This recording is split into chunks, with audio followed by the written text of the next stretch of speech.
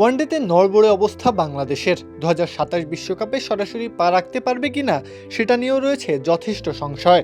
এই সংশয় দূর করার সুযোগও আছে বাংলাদেশের কাছে, যার সূচনা হবে পাকিস্তান সিরিজ দিয়ে। দীর্ঘ বিরতি কাটিয়ে ওয়ানডে খেলবে বাংলাদেশ। সাকিব আল হাসান ফিরছেন আশা করা যায়। তাতেই জেগেছে প্রশ্ন, স্কোয়াডে কারা থাকবেন কিংবা বাতিলের খাতায় নাম উঠবে কাদের। শুরু থেকে শুরু করলে সৌম্য সরকার এবং সাইফ হাসানের ওপেনিং জায়গাটা পাকাপোক্ত। সর্বশেষ ওয়েস্ট ইন্ডিজ সিরিজেই দেখিয়েছেন মুনশিয়ানা। পাকিস্তান সিরিজেও তাই রদবদল হচ্ছে না এই জায়গায়। ওপেনিংয়ে ব্যাকআপ অপশন ধরে রাখা হয়েছিল তানজিদ হাসান তামিমকে। তবে এবার কি হবে? 2027 বিশ্বকাপের কথা চিন্তা করে লিটন দাস ফিরতে পারেন দলে।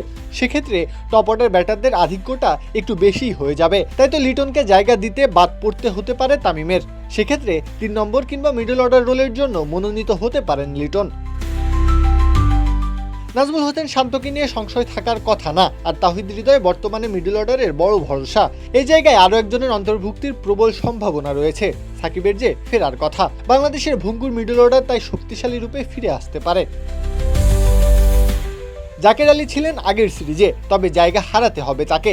সাকিব ফিরবেন তার জায়গাতেই, সঙ্গে অফ ফর্মটা বড় কারণ। উইকেট রক্ষক হিসেবে নুরুল হাসান সোহানও পাকিস্তান সিরিজে টিকে যেতে পারেন। কপাল পূর্বে মাহিদুল ইসলাম অঙ্কনের, আর ফিনিশিং রোলের দায়িত্ব সামলাতে শামীম পাটোয়ারি আছেন। সাকিব ফেরায় অলরাউন্ডারদের সংখ্যাটা বাড়ছে। মেহেদি মিরাজ, রিশাদ হোসেনের সঙ্গে স্পিন ডিপার্টমেন্টে তানভীর ইসলামকে দেখা যেতে পারে। পেস ইউনিটও বৈচিত্র্যময়। তানজিম সাকিব, তাসকিন আহমেদের গতি, শরীফুল ইসলামের শিকারি চোখ, আর মুস্তাফিজুর রহমানের কৌশলী বোলিং বাংলাদেশকে এগিয়ে রাখবে এক ধাপ।